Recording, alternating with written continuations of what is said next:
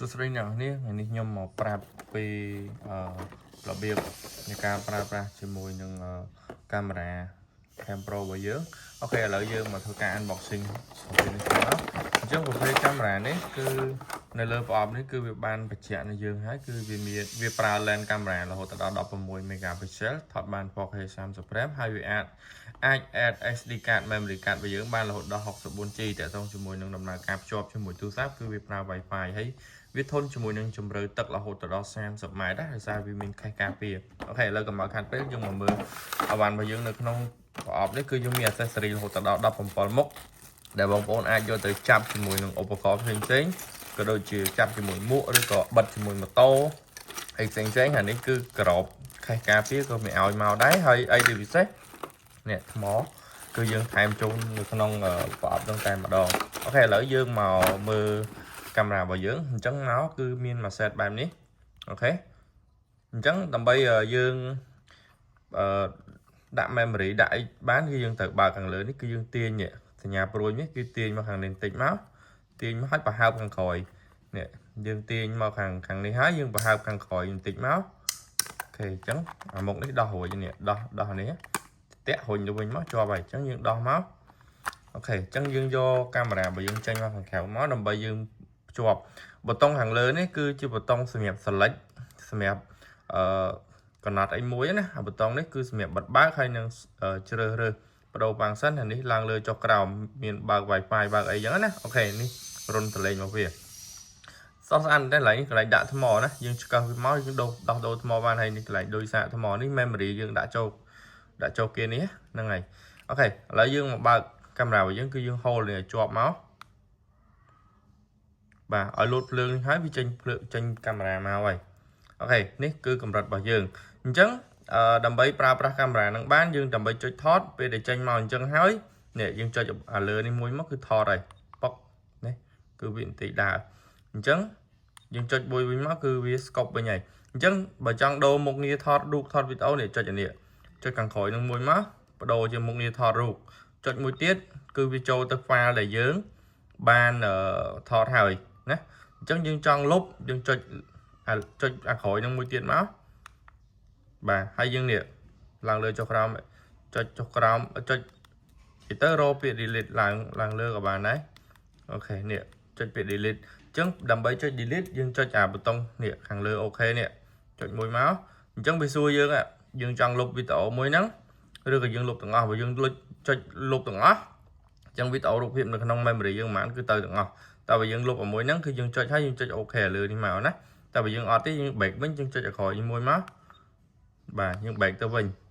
អញ្ចឹងមានប៉ុណ្ណឹងសម្រាប់នេះហើយនេះកន្លែងចុចមើល Wi-Fi វាចុចមួយមកនេះឈ្មោះ Wi-Fi របស់វាហើយនឹងលេខកូដ Wi-Fi ចុះឥឡូវយើងកុំឲ្យខាត់ពេលរបៀបប្រើគឺមានតែប៉ុណ្ណឹងទេងាយស្រួលទេអញ្ចឹងដើម្បីភ្ជាប់ Wi-Fi របស់វាគឺយើងចូលមកខាង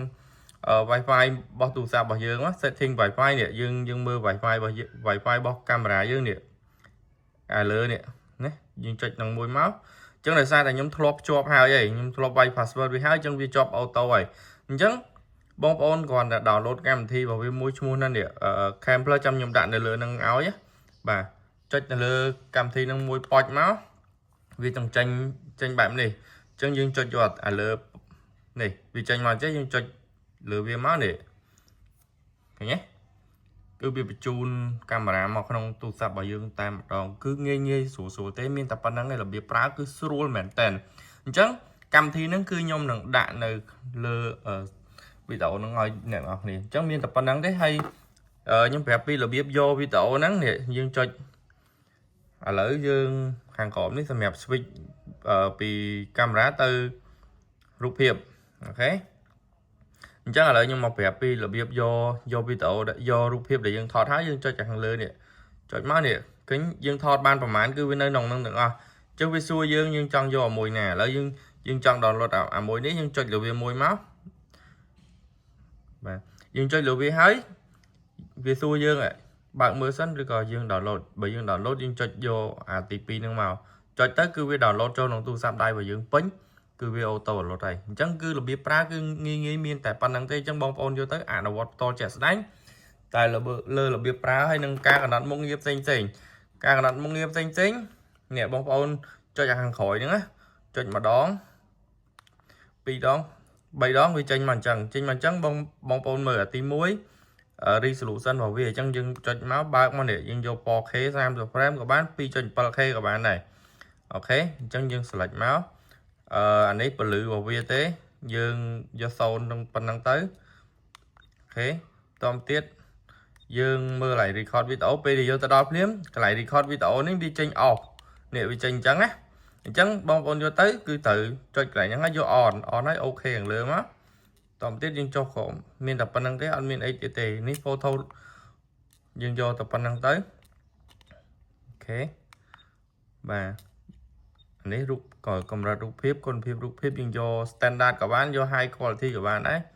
បាទ capture time នេះគឺយើងតម្លៃមិនតម្លៃទេគឺដាក់ single ទៅអូខេមានប៉ុណ្ណឹងអានេះនិយាយរួមទៅរបៀបប្រើគឺស្រួលទេអត់មានអីច្រើនទេបងប្អូនឡៃដូរថ្ងៃខែគឺនៅក្រោមនេះនេះចាំតិចខ្ញុំ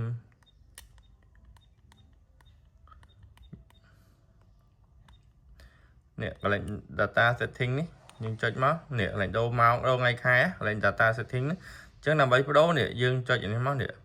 មកនៅឈរលើហ្នឹងគឺវាខែដល់ពេលយើងអូខេមួយគឺវាទៅខែអូខេមួយទៀតទៅថ្ងៃដូរម៉ោងអញ្ចឹងដែរអូខេមកគឺម៉ោងនាទីវិនាទីហើយខាងក្រោមនេះវាបញ្ជាក់ថាឆ្នាំខែហើយថ្ងៃប៉ុណ្ណឹងមកយើងអូខេទៅគឺបានហើយប៉ុណ្ណឹងគឺមានអញ្ចឹងរបៀបប្រើគឺមានតែប៉ុណ្ណឹងទេអញ្ចឹងបងប្អូនមើលវីដេអូនេះចប់បងប្អូនអាចអនុវត្តបាននៅក្នុងហ្នឹងវាមានតែប៉ុណ្ណឹងទេបាទអរគុណច្រើន